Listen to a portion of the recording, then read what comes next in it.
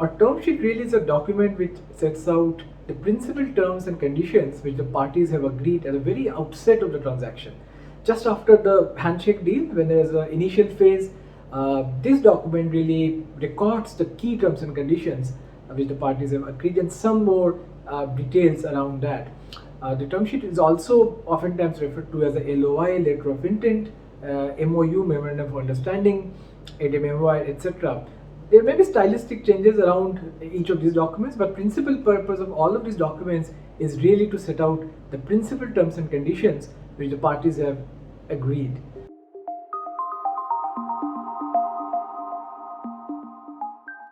A term sheet is a very useful tool in a M&A transaction. Firstly, it allows the parties to identify the deal breakers very early on in the process.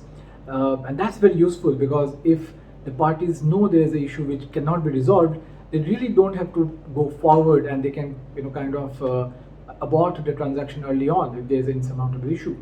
However, if there are issues which are kind of tricky issues, parties can early on in the process when they are still very upbeat because they have just done a handshake deal, really find creative ways to resolve it. So that's very useful, indeed. The secondly is that it serves as a tremendous tool for the lawyers to really guide them as to how to go about drawing up the definitive documents. Without a term sheet which is well crafted, the lawyers will be all at sea as to how to proceed. And when they draw up the agreements, otherwise they will end up drawing up lopsided, one-sided agreements, which is not useful, isn't it? The third factor is deal certainty, the comfort, the confidence which it instills in the parties when they see a well-formed term sheet. That really instills a lot of confidence. Not everything is binding in a term sheet, but there is a lot of moral commitment which is attached to it, and therefore from just deal confidence standpoint, a term sheet also is a tremendously important tool.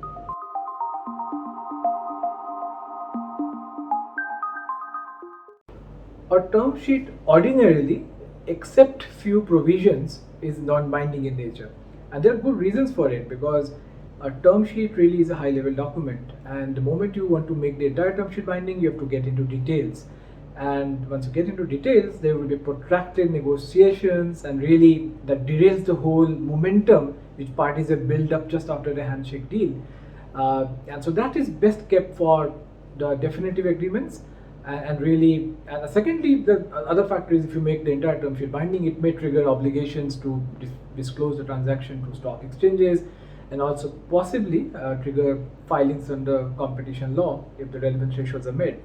Having said that, there are some situations indeed where a binding term sheet can work, where it's an uncomplicated, plain vanilla, straightforward transaction with not too many complexities either in structure or deal terms or no warranties indemnities are expected. Then a binding term sheet can also serve the purpose if parties are not willing to really incur substantial time and expenses in a definitive agreement.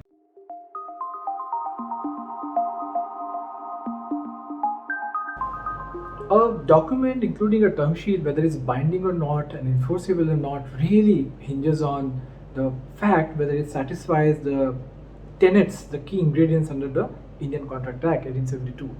Broadly, if a document is entered into by parties who are competent to enter into the contract with a free consent for a lawful object and for a lawful consideration, and with the intent to create legal relations, that document will be enforceable. Now, in the context of term sheet, if the term sheet satisfies all of these conditions, that is also enforceable. And therefore, more often than not, since parties want to make a term sheet ordinarily, most provisions non-binding, they clearly should spell out which provisions are binding and meant to be enforceable and which are not binding and therefore should not be enforceable.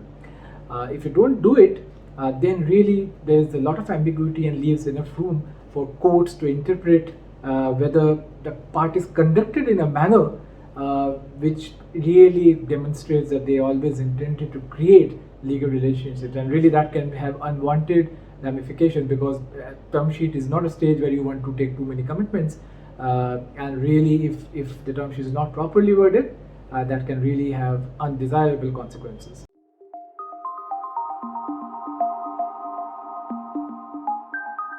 There is no hard and fast rule as to which term should be binding and non-binding in a term sheet. Conventionally, is the terms which really matters while the parties are still exploring the transaction those are made binding, and which are really the confidentiality obligations, because the seller obviously does not want the buyer to exploit the confidential data it's sharing during the due diligence exercise, just in case the deal doesn't go through. Likewise, the buyer would want the protection of exclusivity obligations of the seller, so that the seller does not really use the offer which the buyer makes and really goes around the town to shop for a better offer and uses the buyer as a stalking horse.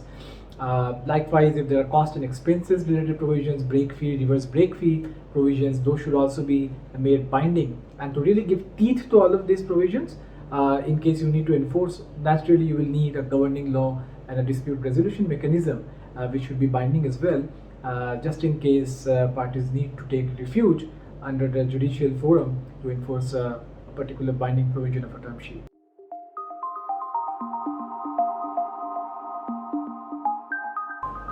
Key takeaways, I think firstly, do have term sheets. I think they serve a critical tool in terms of identifying deal breakers, instilling confidence in the parties, and really guiding the lawyers to move forward with their diligence and directionally how to draw the definitive agreements.